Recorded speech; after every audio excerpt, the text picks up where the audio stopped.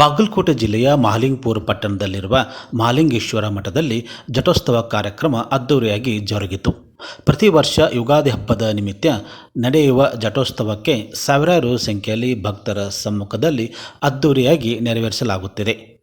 ಯುಗಾದಿ ಪಾಡ್ಯ ದಿನದಂದು ಬೆಳಗಿನ ಜಾವ 4 ಗಂಟೆಗೆ ಮಹಾಲಿಂಗೇಶ್ವರ ಮಠದ ಸ್ವಾಮೀಜಿಗಳು ಜಟವನ್ನು ತೆಗೆದು ಪೂಜೆ ಪುನಸ್ಕಾರ ನೆರವೇರಿಸುತ್ತಾರೆ.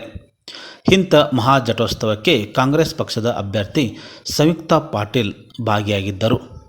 ದಂಪತಿ ಸಮೇತ ಭಾಗಿಯಾಗಿ ಜಟೋತ್ಸವದ ಪೂಜೆ ಪುನಸ್ಕಾರದಲ್ಲಿ ಪಾಲ್ಗೊಂಡರು. ಇದೇ ಸಮಯದಲ್ಲಿ ಬಿಜೆಪಿ ಪಕ್ಷದ ಅಭ್ಯರ್ಥಿ ಹಾಗೂ ಸಂಸದರಾದಂಥ PC ಗದ್ದಿಗೌಡರು ಸಹ ಭಾಗಿಯಾಗಿದ್ದು, ಇಬ್ಬರು ಅಭ್ಯರ್ಥಿಗಳು ಮುಖಾಮುಖಿಯಾಗಿದ್ದು ಗಮನ ಸೆಳೆಯಿತು.